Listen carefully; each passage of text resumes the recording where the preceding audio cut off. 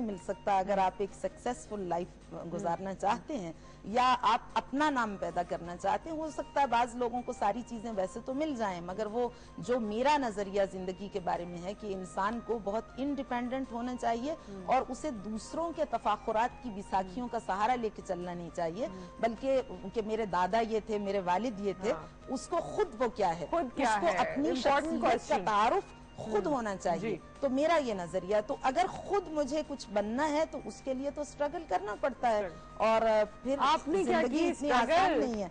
ये बताइए। मेरे बच्चे भी साथ साथ हुए और मेरी बहुत यंग एज में, बहुत अर्ली एज में शादी हुई थी, और उसके साथ साथ एजुकेशन भी। तो मैं 6 o'clock सुबह में वहाँ की स्नोफॉल में जाती थी अपनी यूनिवर्सिटी, और 2 बजे 2:30 बजे के करीब 2:20 पे मैं घर वापस लौटती थी। और बड़े वाकयात हैं मेरी जिंदगी के बच्चों के साथ। एक 15 डेज का बच्चा, एक 2 साल का बच्चा, एक 3 इयर्स का बच्चा, और वो एन वसत में जाके डबल रोड के जमीन पे लेट जाता था, लौटने लगता था। और कि मुझे उठाओ, उधर से स्नोफॉल हो रही है, उधर से गाड़ियां आ रही हैं, रोड लाइट्स भी जल रही हैं, इतनी सुबह, अभी नमाज का टाइम है, और एक बच्चा गोद में है, बुक्स का एक सेट यूनिवर्सिटी में रखा हुआ है, एक घर में है, और बैग में बच्चों के डाइपर, उनकी चीजें। तो बड़ा वो एक बार ऐसा हुआ कि वक्त है बताऊं आपको। एक बार ऐसा हुआ कि मैं चूंकि बच्चों को सुबह 3 बजे जगाती थी और फिर नहलाती थी, उनको फीड कराती थी, और ये कि मतलब बच्चे अच्छी तरह जाग लें और खेल लें, उसके बाद फिर जब यूनिवर्सिटी जाएं तो मुझे बार बार ना जाना पड़े वहां पे ना वो बच्चे को फीड कराने के लिए, वो सो जाए, तो इसलिए मैं उनको बहुत रात में जगा देती थी। तो अब वो तेजी में सुबह तैयार होते हुए मुझे पता नहीं चला, एक दिन पहले एक शीशा टूट गया। अच्छा। तो उसके कुछ पीसेस बिखरे हुए थे, तो आपको पता है कि शीशा कितना भी आप वैक्यूमिंग की, अच्छी तरह साफ किया, मुझे पता नहीं चला। और वहां पे तो विदाउट एनी हेल्पर मैंने टाइम गुजारा है बाहर के मुल्कों में, तो आपको पता है कि इतना नहीं मिलता, नौकर वगैरह की फैसिलिटी नहीं थी। तो जब मैं सुबह जाने लगी यूं तो मुझे पता ही नहीं चला। तो उसके बाद बस पे जाती थी ना, यूनिवर्सिटी की बस आती थी, तो मुझे पैदल जाना पड़ता था तो बस स्टॉप तक। तो अब जब मैं बच्चों को लेके चली, घर को लॉक किया, तो रास्ते में मुझे एहसास हुआ कि कुछ पीसेस मेरे पाँव में लग गए हैं। अच्छा। तो अब वो मैं ना तो वापस लौट सकती थी और ना ही चला जा रहा था, और बस में ये आलम होता था कि मुझे खड़े होके जाना पड़ता था। अच्छा तो with your kids, बच्चे भी और रश हो जाता था उस वक्त। तो अब ये कि उसमें जो मेरा पाँव वो जंप लगता था, पाँव में ज्यादा तकलीफ। खैर अब मैं क्या कर सकती थी। जब मैं यूनिवर्सिटी पहुंची तो बच्चों को पहुंचाना, वो भी काफी लंबी वॉक थी। फिर मेरा 5th ब्लॉक में, जी उनका रूम था बच्चों का, जी वो केयर सेंटर होता है, डे केयर होता है उनका। तो उसमें वो भी एक दास्तान है कि वो जो फॉरेनर्स का उनका अलग होता है, तो वो 11 बजे तक, सिर्फ 8 से 11 तक उनकी क्लासेस होती हैं। जो उनके लोकल हैं उनकी होती हैं सुबह 7 बजे से 2 बजे और 4 बजे तक। तो उनसे लड़ाइयां लड़ के मैंने उसमें रख पाई, क्योंकि मैं तो 2 बजे तक मैं उनके साथ पढ़ती थी ना। तो अब ये हुआ कि जब मैं वहां गई तो 5th फ्लोर पर हमारी क्लासरूम था, और लिफ्ट से मैं नहीं जा सकती थी क्योंकि वहां पे तो इतना हुजूम होता था कि क्लास मिस हो जाती मेरी।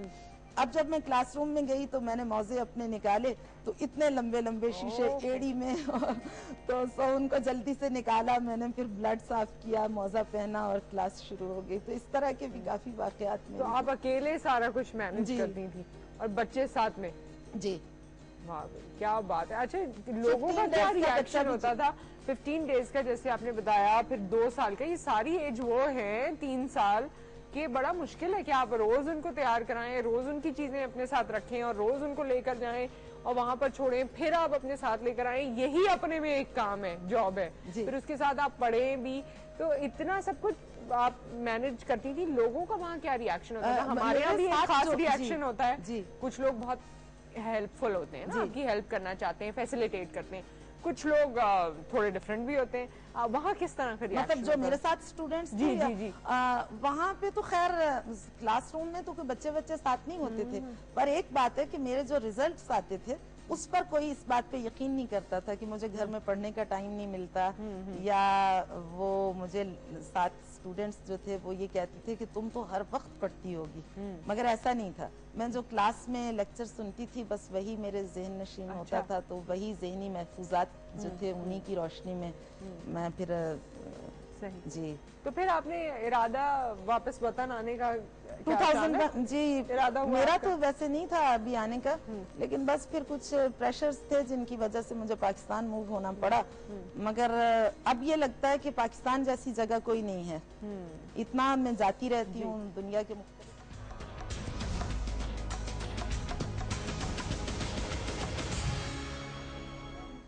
अमेरिका और कनाडा। अच्छा। लेकिन नुसरत वैसे इतने ममालिक में गई हूँ कि अगर कभी काउंट करने लगूं खुद तो नाम याद नहीं रहते। 6 माशाल्लाह, बर्रे बहुत आज़म लकी देखे हैं हैं आप। मैंने। हाँ। और इतनी दुनिया घूमी है कि मुझे ममालिक के खुद नाम याद नहीं रहते कि मैं किस किस मुल्क में गई हूँ। मगर ये कि जो हर वक्त मेरा जाना आना रहता है वो दुबई, लंदन, अमेरिका, कनाडा और ऑस्ट्रेलिया भी। अच्छा। कभी कभी ये बीच में जगह साल है के जहाँ दौरान ज्यादा 1-2 बार। आपके जी।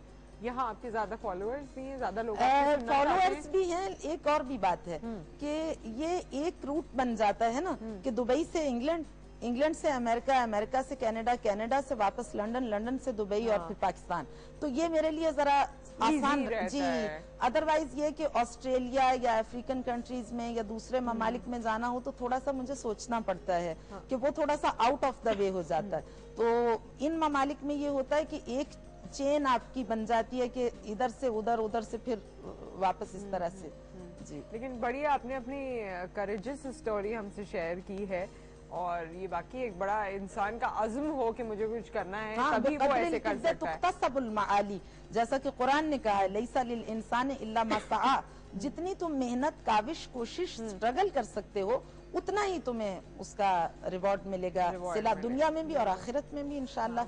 अगर इंसान के मंजर निगाह पर इलाही रिजाएं, हुसूल रिजाए इलाही हो तो फिर उसको आखिरत में भी उसका अजर सवाब मिलता है। और दुनिया को भी हासिल करने के लिए बहरहाल इंसान को तकलीफ तो बर्दाश्त करना पड़ती है। अच्छा, हमेशा आप बड़ी माशाल्लाह वेल ड्रेस्ड होती है, कपड़ों में काफी डिजाइनिंग होती है, लेकिन वो कवर्ड भी हो जाता है। ऑब्वियसली आपको उस तरह से नहीं नजर आता, मगर हम ऑफ द रिकॉर्ड भी देख रहे होते हैं तो हमें आइडिया हो जाता है।